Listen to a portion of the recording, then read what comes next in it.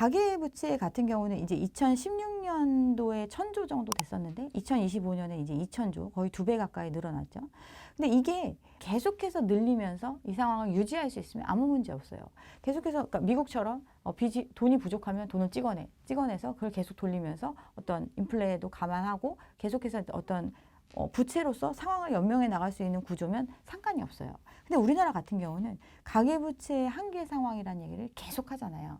그러면 우리는 도대체 왜 한계 상황인 거를 인지하지 못할까? 이게 어느 정도 심각한지를 인지를 못하는 것 같아요. 지금 어느 정도 심각하냐면 일단 전체적인 국민이 벌어들이는 총생산 대비해서 부채가 100%가 넘어가요. 벌어들이는 거에 비해서 빚이 훨씬 더 많은 상태. 이게 심각한 거 아닌가요? 그냥 일반적으로 내가 100만 원밖에 못 버는데 100만 원 이상의 빚을 지고 있는 거예요. 문제잖아요. 그리고 가계 개별적으로 봤을 때도 굉장히 한계 상황이다. 그 수치는 뭘로 알 수 있느냐? 가처분 소득 대비해서 가계부채 비율, 이걸 많이 따지거든요. 세금이라든가 고정비용을 떼고 났을 때 남는 실제로 내가 쓸 수 있는 돈, 그거 대비해서 부채가 얼마냐, 이걸 따지는 건데 우리나라는 얼마냐면 200%예요. 그러니까 100만 원 버는데 빚은 200만 원인 거예요. 이 정도 규모거든요. 근데 다른 나라와 비교했을 때 미국 같은 경우는 100%거든요. 미국 같은 경우 100%인데 100만 원 있으면 100만 원 빚이 있는 거예요. 근데 이러면 소득이 늘어나는데 빚도 좀 그 정도 속도로 늘어나면 그 커버가 되잖아요. 늘어나는 만큼 더 늘어났다고 생각하고 그냥 유지할 수 있는데 우리는 소득은 정체되어 있는데 빚만 많이 늘려놨기 때문에 소득 대비 부채의 정도가 2배의 상황을 지금 유지하고 있거든요. 이게 한계가 아닌가요? 그러니까 예를 들면 집을 갖고 있는 사람들이 집을 유지할 수 없는 상황에 처했을 때도 그러면 처분을 해서 정리를 하게끔 유도를 해야 되는데 그걸 안 하고 있는 거예요. 어떻게? 예를 들면 전세를 끼고 집을 보유하고 있는 사람들. 전세를 끼고 집을 보유하고 있다는 거는 전세금이라는 레버리지를 활용해서 집주인이 된 거잖아요. 그러면 이 전세금이라는 걸 돌려줘야 하는 시기에 돌려줄 수 있으면 이 레버리지를 감당할 수 있는 거예요.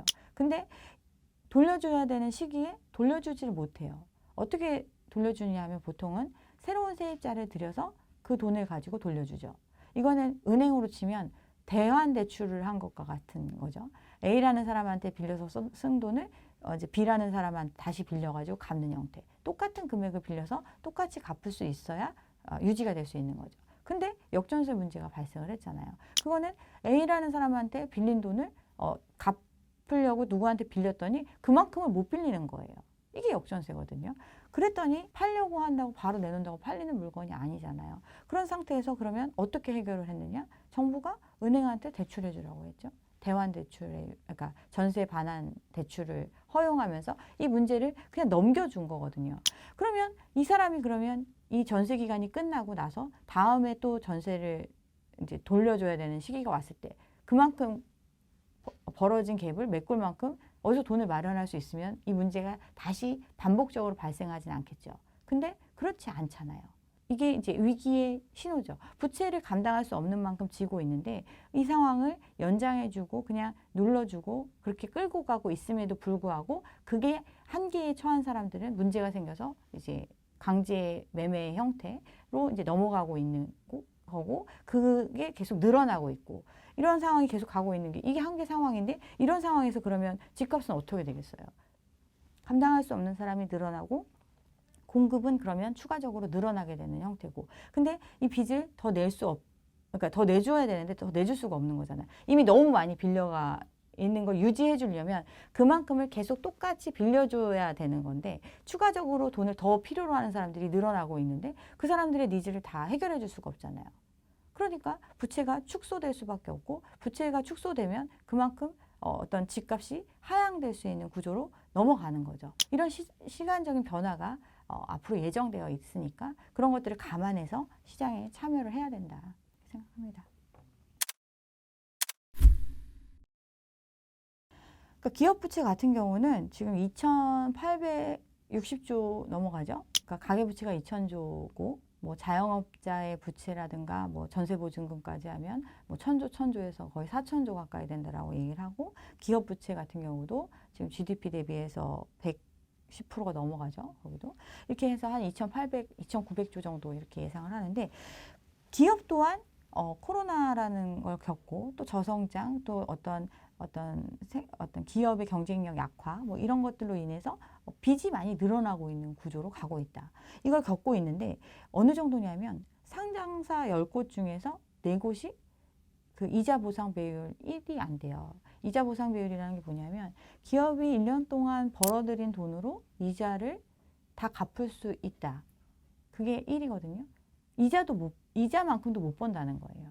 계속 그러니까 마이너스라는 거죠. 그 마이너스인 기업들이, 근데 기업이 없어지면 그만큼 거기에 고용되어 있는 사람들의 어떤 문제가 생기니까 그걸 이제 유예해주고 어떤 식으로든 망하지 않게끔 계속 정책적인 지원을 해주고 있지만 이렇게 돈 못 벌고 그냥 빚을 쌓아가고 있는 기업들이 훨씬 더 많아지고 있다.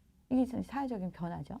그러면 집을 소비해줄 가게를 고용해줄 기업들의 어떤 부분들이 지금 약화되고 있는 이게 변화거든요. 그리고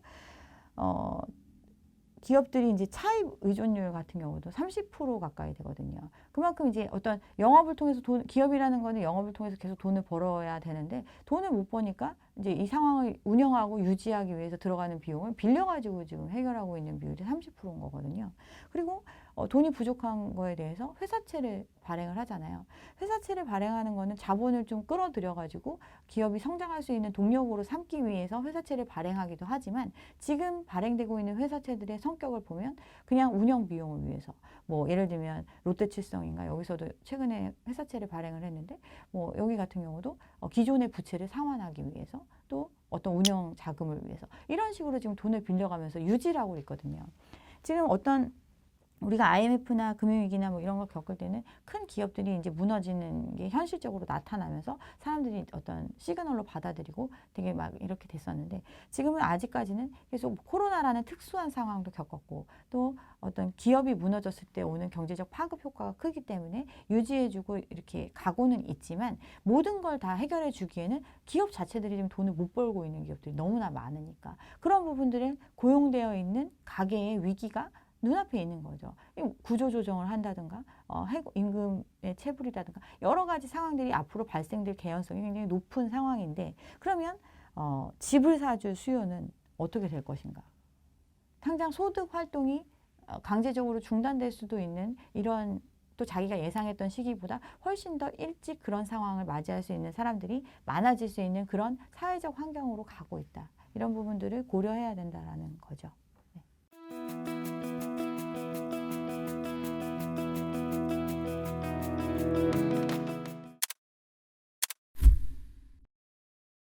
집을 사려고 하는 사람들은 최종적으로 이게 내가 나중에 환가되지 않아도 좋다라는 개념을 갖고 접근을 해야 돼요. 그러니까 최종적인 소비자가 나여도 좋다라는 생각으로 접근을 해야 된다. 궁극적으로 원하는 것을 갖기 전까지는 내가 현실에 맞춰서 지금 나의 현실에서 가장 최적의 상태에 보장해 줄 수 있는 이런 것들을 선택을 해야 되고 그게 끝까지 내가 이걸 환가하지 않아도 나는 이걸 유지할 의향이 있다. 이런 물건을 선택을 해야 되거든요. 근데 굉장히 큰 선택임에도 불구하고 어디가 좋다고 하면 이제 거기 가서 그냥 사죠. 그리고 그게 내가 평상시에 몰랐던 지역이고 몰랐던 것인데도 불구하고 그냥 누가 여기서 샀는데 지금 사자마자 얼마가 올랐대. 그러면 내가 여기서 살기도 그냥 왔다 갔다 할 수 있는 정도 또는 유지할 수 있는 정도는 되는 것 같아. 그러면 가서 사고. 근데 그걸 사는 데는 어떻게 보면 굉장히 오랜 기간에 갚아야 할 부채를 끌어당겨서 사거나 또는 자기가 모아놓았던 돈을 거의 대부분 투입해가지고 사는 형태 이렇게 진입을 하거든요. 내가 정말 어떤 이 부동산에 대해서 좀 장기적인 안목을 가지고 투자를 하겠다라고 생각을 하면 가장 내가 잘 아는 곳에 집중을 해야 되고 또 그 시기에 있어서도 이 어떤 시장 환경이 이 부동산 시장 요거 하나만 보는 게 아니라 전반적인 시장의 흐름이라든가 이런 것들이 어떻게 흘러갈 건지에 대한 거시적인 경제 상황에 대한 것들을 좀 이해하고 파악하면서 접근을 해야 되는데 지금 우리나라 사람들은 거의 대부분 그냥 집은 무조건 오른다. 아파트는 무조건 오른다.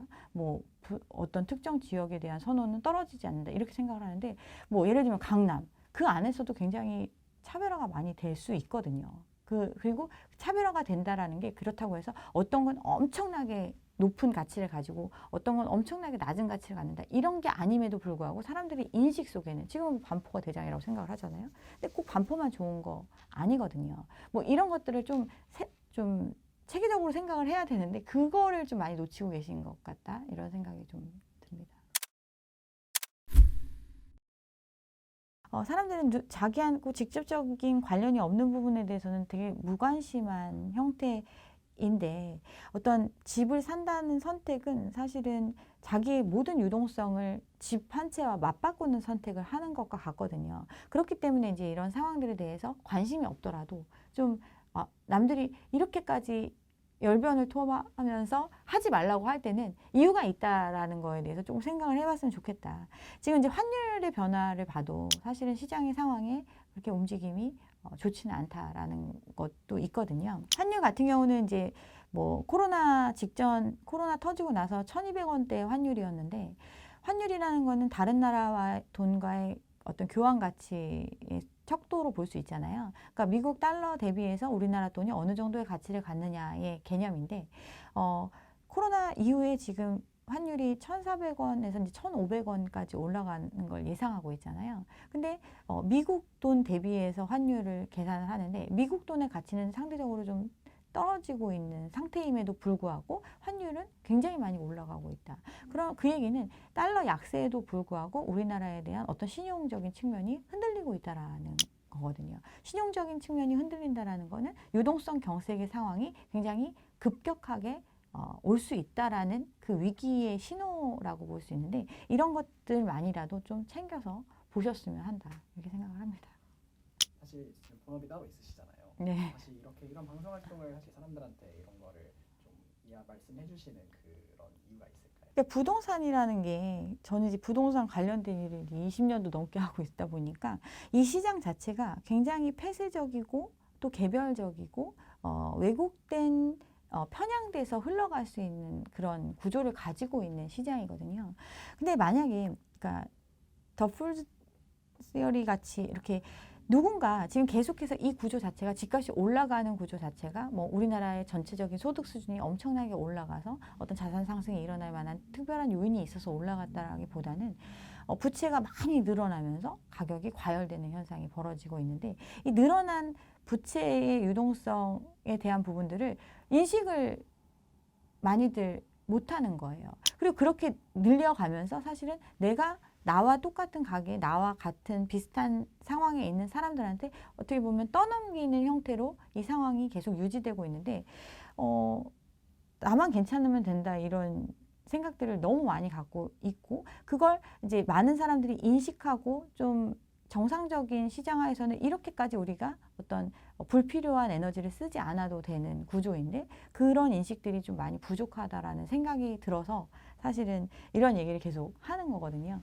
부동산 시장 자체가 관심이 없으면 이렇게 뜨거워질 이유가 없는데 이 관심을 갖게 만드는 여러 가지 요인들이 있고 시장을 왜곡시킬 수 있는 여러 가지 포인트들이 있거든요. 예를 들면 많은 사람들이 예전에는 어디가 대장 아파트다 이런 인식이 없었어요. 그리고 강남의 아파트가 평당 2억이면 뭐 2억은 간다, 뭐 3억이 갈 거다 이런 개념이 없었단 말이에요. 집 하나에 한 칸 정도 되는 한 평밖에 안 되는 그 땅 자체가 땅도 아니죠.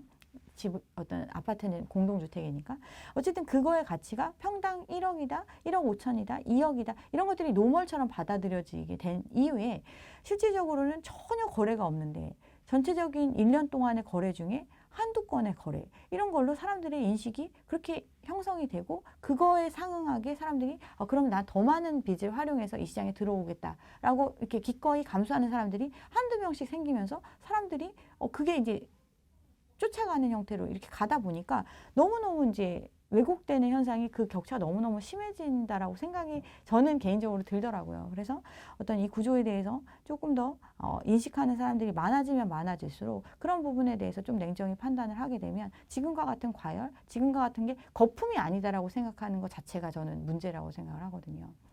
기본적으로 현금 20억 있는 사람이 대출을 6억을 받아도 또는 10억을 받아도 만약에 대출에 제한이 없어서 20억을 빌릴 수 있고 30억을 빌릴 수 있다 치자고요. 그러면 현금 20억 있는 사람이 저 정도 이상의 되시는 분들이 그 정도 있겠죠. 어느 정도 사회생활하고 전문직을 하시고 또 이런 어떤 투자 활동을 계속하면서 돈을 모은 사람들이 한 현금 20억을 만들 수가 있는 나이가 40대, 50대 이 정도 되겠죠. 그런 사람이 30억을 빌려서 과연 강남의 아파트를 사겠느냐. 이 문제부터 생각을 해야 되거든요. 안 사거든요. 30억이라는 거 한 달에 이자로만 생각해도 감당이 안 되고 내가 소득의 절정에 있는 이 상황이 몇 년간 지속될 수 있을 거다라고 보겠어요. 사람들이 판단해 보면 그건 사실은 닿을 수 없는 금액이라는 거를 알고도 있으면서 누군가는 막연히 사줄 것이다. 이렇게 생각을 하니까 이제 그런 것들에 대해서 조금은 현실적인 이유들을 들면서 아니다라는 얘기를 해줄 사람도 필요하지 않을까 생각해서 활동을 하고 있습니다. 네.